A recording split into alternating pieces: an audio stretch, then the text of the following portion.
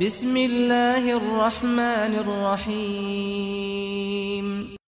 Au nom d'Allah, le tout miséricordieux, le très miséricordieux. Alif Lam Mim. Voici les versets du livre plein de sagesse. C'est un guide et une miséricorde aux bienfaisants, qui accomplissent la salate, acquittent le zakat, et qui croient avec certitude en l'au-delà. Ceux-là sont sur le chemin droit de leur Seigneur, et ce sont eux les bienheureux. Et parmi les hommes, il est quelqu'un qui, dénué de science, achète de plaisants discours pour égarer hors du chemin d'Allah et pour le prendre en raillerie. Ceux-là subiront un châtiment avilissant. Et quand on lui récite nos versets, il tourne le dos avec orgueil, comme s'il ne les avait point entendus, comme s'il y avait un poids dans ses oreilles. Fais-lui donc l'annonce d'un châtiment douloureux. Ceux qui croient et accomplissent les bonnes œuvres auront des jardins des délices. Pour y demeurer éternellement, c'est en vérité une promesse d'Allah, c'est lui le puissant, le sage. Il a créé les cieux sans piliers que vous puissiez voir, et il a enfoncé des montagnes fermes dans la terre pour l'empêcher de basculer avec vous. Et il y a propagé des animaux de toute espèce, et du ciel nous avons fait descendre une eau avec laquelle nous avons fait pousser des plantes productives par couple de toute espèce. Voilà la création d'Allah, montrez-moi donc ceux qu'ont créé, ceux qui sont en dehors de lui, mais les injustes sont dans un égarement évident. Nous avons effectivement donné à Luqman la sagesse, sois reconnaissant à Allah, car quiconque est reconnaissant n'est reconnaissant que pour soi-même, quant à celui qui est ingrat, en vérité, Allah se dispense de tout, et il est digne de louange. Et lorsque Luqman dit à son fils tout en l'exhortant, « Ô mon fils, ne donne pas d'associé à Allah, car l'association à Allah est vraiment une injustice énorme. Nous avons commandé à l'homme la bienfaisance envers ses pères et mères. Sa mère l'a porté, subissant pour lui peine sur peine. Son sevrage a lieu à 2 ans. Sois reconnaissant envers moi, ainsi qu'envers tes parents. Vers moi est la destination. Et si tous deux te forcent à m'associer, ce dont tu n'as aucune connaissance, alors ne leur obéis pas, mais reste avec eux ici-bas, de façon convenable, et suis le sentier de celui qui se tourne vers moi. Vers moi ensuite est votre retour, et alors je vous informerai de ce que vous faisiez. Ô mon enfant, fût-ce le poids d'un grain de moutarde au fond d'un rocher, ou dans les cieux ou dans la terre, Allah le fera venir. Allah est infiniment doux et parfaitement connaisseur. Ô mon enfant, accomplis la salate, commande le convenable, interdis le blâmable, et endure ce qui t'arrive avec patience. Telle est la résolution à prendre dans toute entreprise.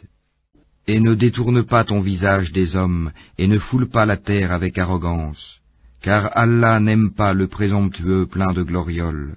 Sois modeste dans ta démarche, et baisse ta voix, car la plus détestée des voix, c'est bien la voix des ânes.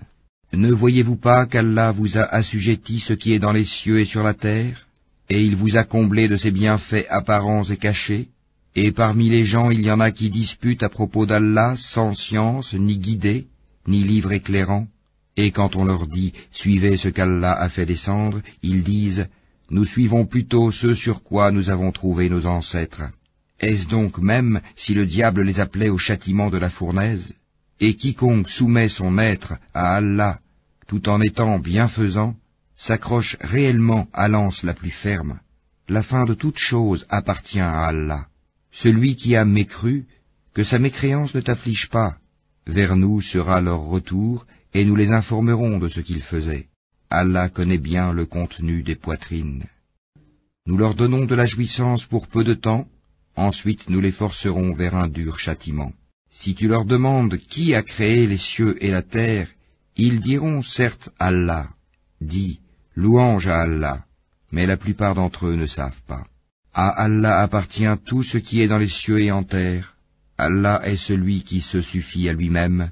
Il est le digne de louange. Quand bien même tous les arbres de la terre se changeraient en calame, plume pour écrire, quand bien même l'océan serait un océan d'encre, où conflueraient 7 autres océans, les paroles d'Allah ne s'épuiseraient pas, car Allah est puissant et sage. Votre création et votre résurrection à tous sont aussi faciles à Allah que s'il s'agissait d'une seule âme. Certes, Allah est audient et clairvoyant. N'as-tu pas vu qu'Allah fait pénétrer la nuit dans le jour, et qu'il fait pénétrer le jour dans la nuit, et qu'il a assujetti le soleil et la lune, chacun poursuivant sa course jusqu'à un terme fixé?